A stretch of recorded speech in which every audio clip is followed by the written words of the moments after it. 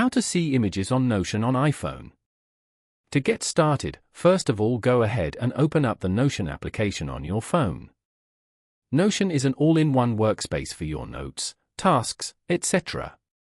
Once you're here, tap on the Compose icon in the bottom right to create a new page. Here, you can type a title and add content. Next, tap on the plus icon in the toolbar. This opens a menu with different content blocks you can add to the page. Scroll to find and tap on the image option. On the next screen, tap on Upload File. From the menu that appears, tap on Photo Library. Browse through your photos and tap on the image you wish to add to your page. The selected photo will be uploaded and inserted into your Notion page. Following these steps, you can easily see images in Notion on an iPhone. Thank you for watching. Please leave a like if this tutorial helped you, or leave a comment below if you have any questions related to the video.